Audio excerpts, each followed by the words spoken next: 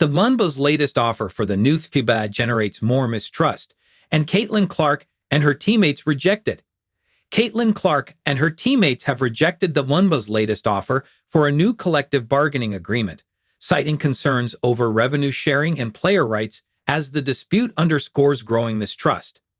The Wnba and the Women's National Basketball Players Association, Wnba, are working under a second deadline extension set for January 9, yet progress has been slow as key differences persist.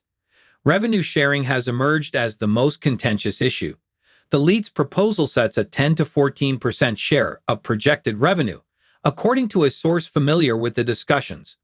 However, players argue the figure is too conservative to reflect the league's rapid expansion, as they think compensation should scale with women's basketball's growth as it hits a golden era. The union is pushing for a dynamic model, where player shares increase in line with revenue growth. For example, an 18% revenue boost in 2027 should result in an 18% increase in player earnings. "It's a joke, honestly," said Alicia Clark, vice president of the Wnba Executive Committee, as per the Washington Post. "For it not to grow, it would decrease over the span of this new Wnba. We want to grow as the business grows. That's the whole point. We want a meaningful revenue share model because we want to compensate players for what we do to help grow this business." Caitlin Clark goes to war with Wnba over Wnba deal. The league's current proposal would set a maximum base salary of $1 million in 2026, potentially rising above $1.2 million with projected revenue sharing. The average salary would exceed $500,000, and the minimum would surpass $225,000.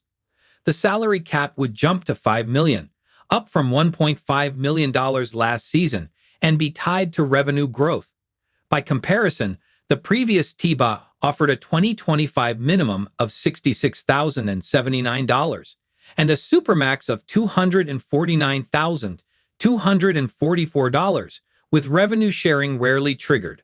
On November 18, the league floated a $1.1 million maximum and minimum above $220,000. Clark warned the model would fall short if league growth accelerates. "That's why the league put those numbers out," Clark said. "They knew people were going to be like, 'Oh wow, look at those numbers, it's so much higher.' What happens in 2028, 2029 when the league has skyrocketed? Guess where we're going to be sitting? In the exact same position." The league has also proposed removing team housing requirements and extending the season, with training camps potentially starting in mid-March.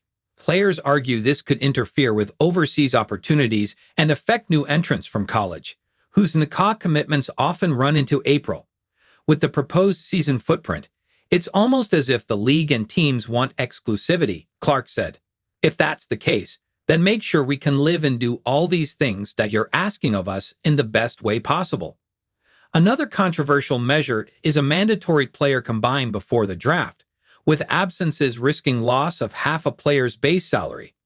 Alongside this, players are seeking to remove restrictive rookie contracts, expand maternity leave for non-birthing parents, and enhance retirement benefits as talks continue, with the Wnba maintaining that compensation and player rights must reflect the league's growth.